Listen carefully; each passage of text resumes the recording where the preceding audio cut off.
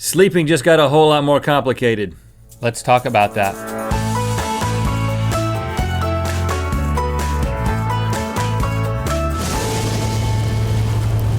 Good mythical morning! Sleep. We all do it. We personally love it. I would sleep pretty much nonstop if I could, but that's not an option because I gotta have a life. You know? Gotta make things happen. You don't have to. Well, you don't, I guess. But sleep here. And I'll keep this thing going. I'll wake you up if I need you. Okay. Yeah. We need to get put a bed. Every other episode from now on, one of us is gonna be asleep. Probably not a good change to the show. We'll talk about that. But sleep obviously is important. There's all these studies about, you need to get 8 hours a day, and it makes, or a night if you want to sleep at night. 8 glasses of water too during the day, and it changes everything. Your body's repairing itself, and it helps you live longer, right? But it's something we take for granted. Being able to sleep normally, and there are all these sleep disorders. We're gonna get into some crazy sleep disorders before this thing is over. When they go to bed at night, it isn't just like, oh, I'm going to sleep, no biggie, see you in the morning. It gets pretty bad. So we've each got some of these bizarre sleep disorders. Let's give it a go. You first. Okay, I want to start with one that I actually have suffered from. I haven't suffered from this in the past 5 years or so, but sleep paralysis. So I used to suffer from this a lot. Now this is a phenomenon where you are kind of in between sleep and awake. It can happen when you're going to sleep. Most so often happens when I was waking up. I would realize that I was awake.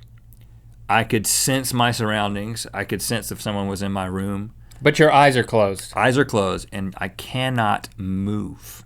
Cannot move, and I become overwhelmed with the sensation. I want to move, I want to break, and I'll try to move my hand, and try to move my arm, and then finally get out, and I wake up. And it is very scary. You cannot, some people say you can just go back to sleep. I've never been able to do that. If I experience this, I have to move, and you start freaking out. Do you know what causes it? There's lots of different ideas. They say it could be insomnia, it could be sleep deprivation, erratic sleep schedule, stress, overuse of stimulants, physical fatigue. Some medications that are used to treat ADHD can cause it. But you're like Han Solo. Like you feel like that. Yes, you feel frozen, and it happened a lot as a teenager, and then it happened a lot in my 20s, and I have not really experienced it in my 30s, I don't think. Maybe it's because I haven't been on a more regular sleep schedule because I've had children. So it's like the opposite of an out-of-body experience. It's a trapped in your body experience. Sleep paralysis. Sounds horrible. But that's pretty it is bad, and it can be really bad for some people, but it's not as bad as we're going to get into. Here's an interesting one, kleine-levin syndrome, AKA sleeping beauty syndrome. Can you imagine, this is a rare neurological disorder where you would sleep 15 to 21 hours a day for a few weeks straight. Spending most of your time asleep. You wake up for 3 hours of the day for 2 to 3 weeks. I mean, it's kind of like the guy who hibernated for 25 years that we talked about in a previous episode, except not by choice. You just find yourself sleeping the whole time. And then you have a couple of those episodes a year for like 10 years. That's what happens. And you have this, it's extremely rare, 1 in a million people, and it's called sleeping beauty, but 70% of people who suffer from this are men. Men can be beauties. And in the 3 hours that you're awake, you have strange altered behavior like excessive appetite, unusual food cravings. Yeah, because you gotta get it all in, like a bear. Pickle juice, ice cream float with beef jerky. We're waking up from a hibernation. I mean, you gotta make those 3 hours count. Hyperdrive for intimacy. Yeah, you gotta connect because you've been in the dream world. And you sometimes act very childlike. Yeah, because you're happy you're awake. I'm trying to come up with all the reasons. It's kind of like you're groggy is basically what happens. But I mean, you act like a toddler when you wake up. You know how when Weird food you're cravings. sleepwalking, it's kind of like that. You're kind of in this groggy, kind of a childlike state. This is a rare disorder. This isn't something that. And there is no known cure or treatment for sleeping beauty syndrome. They tried the kisses, that didn't work. Okay, well. I actually don't know if they tried the kisses. It gets worse. Exploding head syndrome. This sounds like unfun. Yeah, this is not an actual exploding head, which would not be a syndrome. It would just be an incident and life would be over. This is like a bad headache. A form of hypnagogic auditory hallucination. Hypnagogic is not a word. Is the state between awake and asleep where sleep paralysis happens. Hypnagogic? Hypnagogic. You can use that with your friends at parties, Link. I know you like to use those big words at parties. This party is so boring, it's like a hypnagogic state. This person, when they're trying to go to sleep or they're waking up in that hypnagogic state, they hear bangs, loud bangs. They can be characterized as like a door slamming or a gun going off or a bomb exploding, different things. But they are these loud bangs which they hear. It's an auditory hallucination that's not really happening. It's just happening in their brain and their mind. And they're accompanied with a flash of light. And this happens, and it varies from person to person, but it can be something that every night they go to sleep for a period of time, they can suffer from these hallucinations. So it's like an explosion in your head. Yes, there's an explosion in your head. And again, there's no known cure for this. It's not dangerous, but it's incredibly terrifying to the people who are experiencing it, as you can imagine. It's like you're in a war zone in your own bed. Yeah, they don't even really know what causes it. It isn't like you go do time in war and then you come back and you've got this. I mean, I guess that could cause it. But, is it common or? No, these are all rare. These ones we're talking about. Good. Except sleep paralysis is pretty common. All right, this one's kind of tough. Fatal familial insomnia.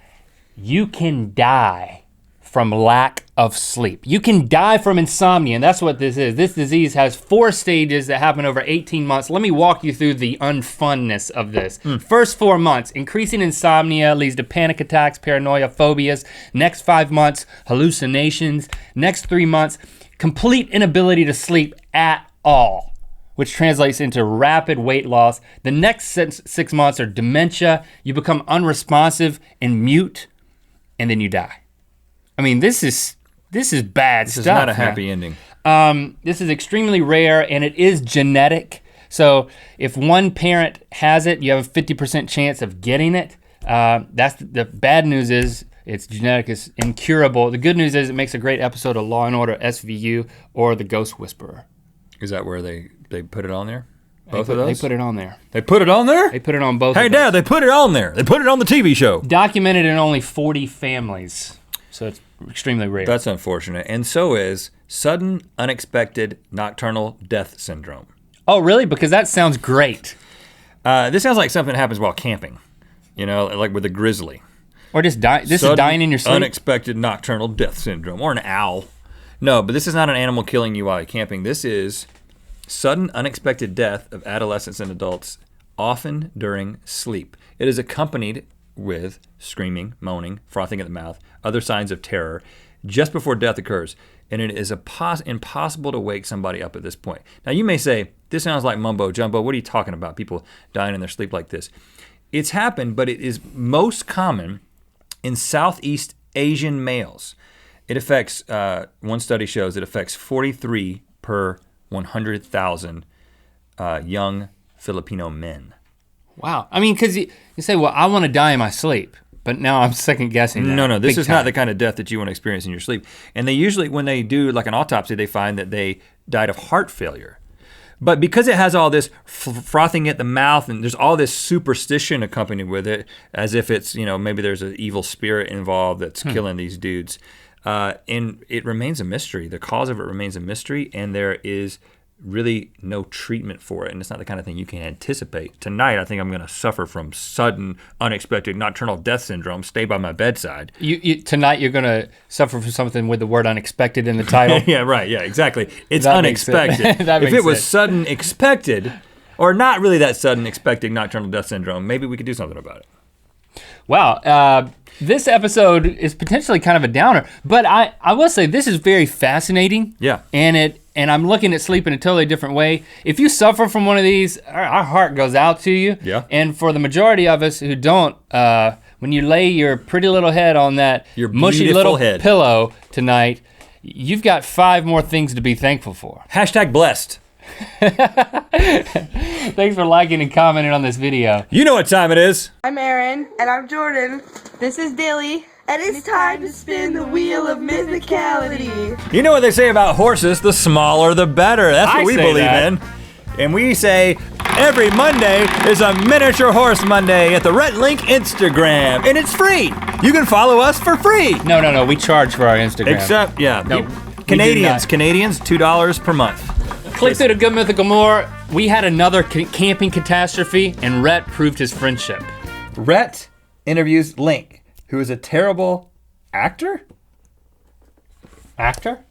Actor. So, are you, you're here for the role?